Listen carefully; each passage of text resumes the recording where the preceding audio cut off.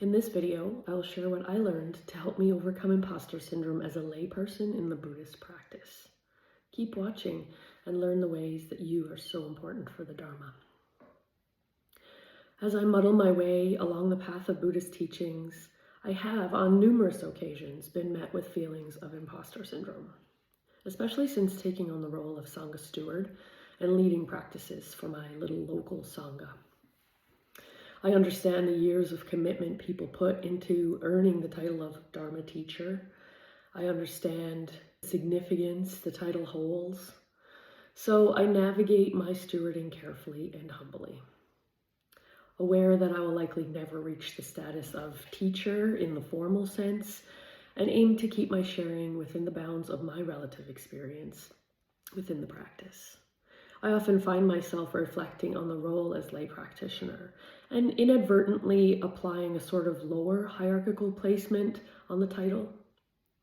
That being said, you and I are living proof that the Dharma is not only for monasteries, but for kitchens, workplaces, community halls, Zoom meetings, and YouTube videos. And let's not forget, the Buddha himself explicitly rejected the concept of caste or status.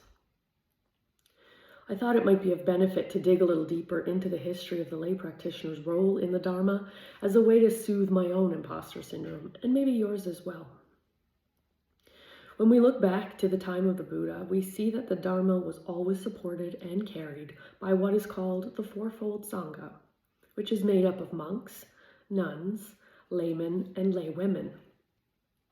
In the beginning, the laymen and laywomen's role was primarily that of supporters to the devoted monastics. The monks and nuns would go out into the community on their alms rounds and receive food and other offerings from their neighbors in exchange for their teachings and spiritual guidance. Bringing the Dharma into the community played an important role in ensuring the continuation and propagation of the Buddha's teachings. It is said that one of the Buddha's most devoted disciples was a laywoman named Visakha. She was a mother of many children, and she supported the monastic Sangha with food and robes. The Buddha praised her not only for her generosity, but for her deep understanding of the Dharma. She showed that family life and spiritual life are not separate. They can nourish each other. From the very beginning, awakening was not reserved only for monks and nuns.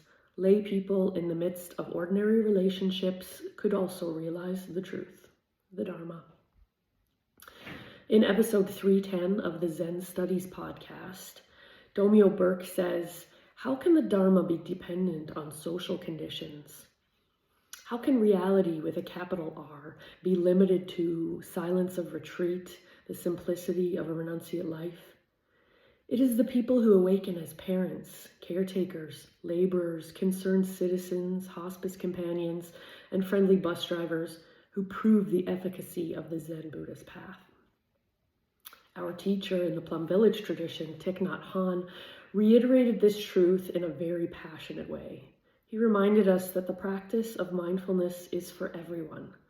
We don't need to shave our heads or wear a robe in order to touch peace, joy, and freedom. Tai told a story from his childhood in his book, Peace is Every Step. And he says, "When I was 4 years old, my mother used to bring me a cookie every time she came home from the market. I always went to the front yard and took my time eating it, sometimes half an hour or 40 minutes for one cookie.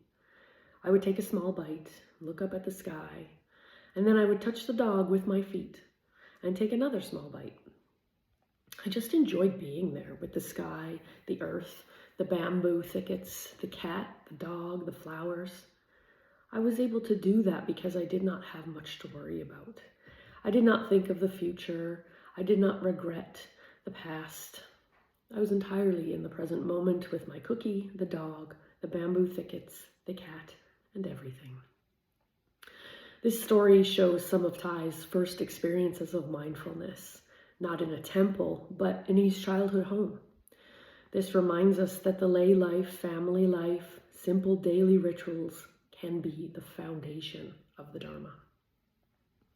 Thich Nhat Hanh saw the importance of expanding the reaches of Buddhist teachings and set out to make it more attainable for the lay practitioner. Thai has updated the traditional precepts taught by the Buddha to be appropriate in today's society, and now are referred to as the 5 mindfulness trainings. Thai offered the 5 mindfulness trainings as a modern path. These trainings guide us how to live ethically and compassionately in today's world, how we consume, how we listen, how we speak, how we care for the planet. They're not commandments, but deep aspirations, helping us transform suffering in our daily life. Thai also founded the Order of Interbeing, where monastics, as well as many lay practitioners, receive the 14 trainings. This is a community of people made up of the fourfold Sangha, many of whom have families and careers, who live the Dharma right in the heart of society, and are seen as a bridge between monastics and lay practitioners. So why is the role of the lay practitioner important? First, because we help preserve the Dharma. Without lay people and their dana, there would be far less monasteries, greatly limiting the ability for monastic life and inhibiting the continuation of the teachings that comes from the depths of renunciation. Second, because we transmit the Dharma. We bring it into places where monks and nuns may not go in our everyday lives and daily interactions. I've had some beautiful connective conversations in unexpected places with colleagues and tradesmen in shops and on construction sites in the metal fab industry where I work. And third, because we embody the Dharma in ordinary life. Thai love to remind us that even washing the dishes can be a sacred act. If we wash the dishes just to finish quickly, then we miss the miracle. But if we wash them with full awareness, feeling the warm water, breathing, smiling, then washing the dishes becomes meditation. This is a necessity of the lay practitioner. You and I are unable to renunciate our roles and responsibilities as householders to immerse ourselves in mindfulness.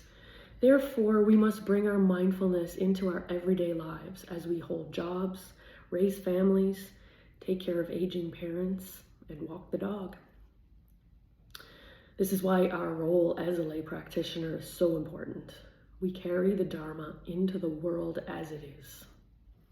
For myself, I see the challenges of daily life as the perfect ground of practice.